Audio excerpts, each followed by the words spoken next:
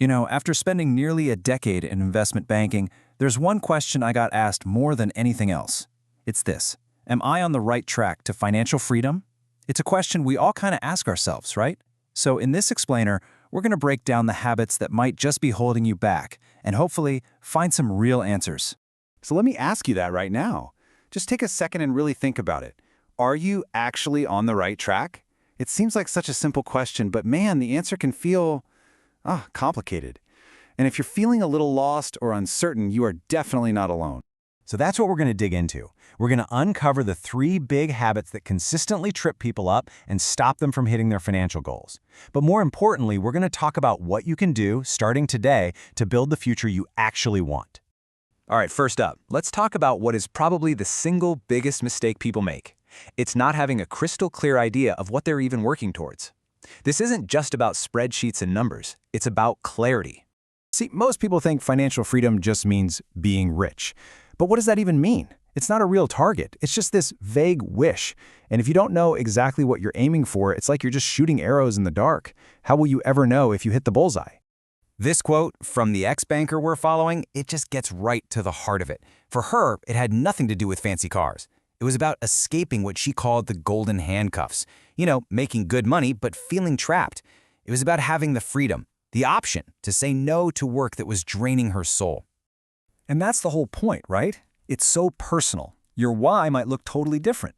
Maybe it's knowing you can send your kids to a great school without blinking, or the feeling of paying off that mortgage for good.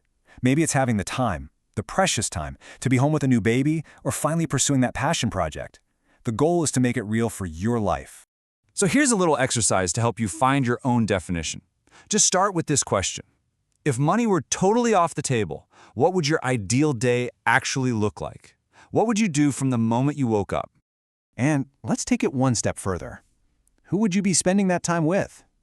And this is the big one. How would you feel at the end of that day? Peaceful?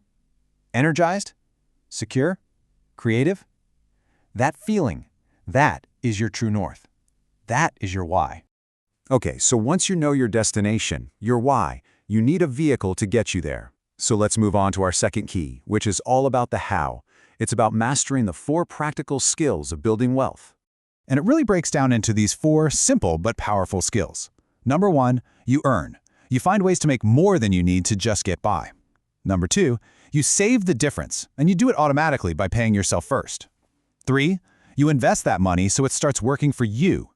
And 4, and this is important too, you spend, but you do it intentionally on the things that actually matter to you along the journey. Now, I really want to pause on investing for a second, because this is so critical.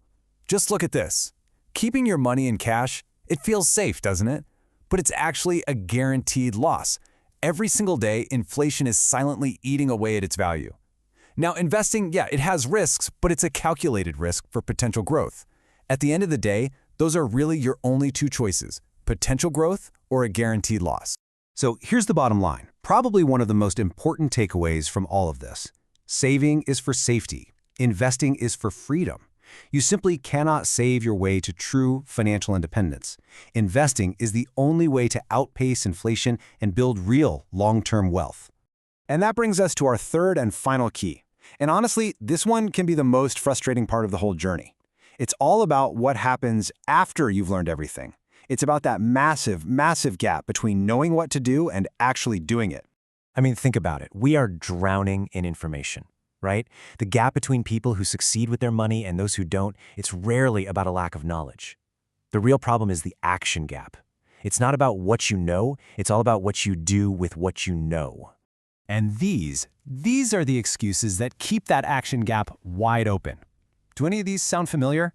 We tell ourselves we're just waiting for the perfect moment to get started, but I've got to tell you the hard truth. That perfect moment, it is never, ever going to arrive. I absolutely love this quote. It's such a powerful reminder that progress is not about perfection. It's just about starting. Taking one small, messy, imperfect step today is 1,000,000 times more valuable than planning to take a perfect step tomorrow. So let's stop learning for a second and just focus on doing. Forget about the grand 5-year plan for a minute. What is the one small thing you can do right now? This is the only question that really matters. What is that one imperfect action you are going to take the second this is over? Will you finally write down your why? Will you set up that automatic transfer to your savings? Will you finally open that investment account? Just one thing. What's it going to be?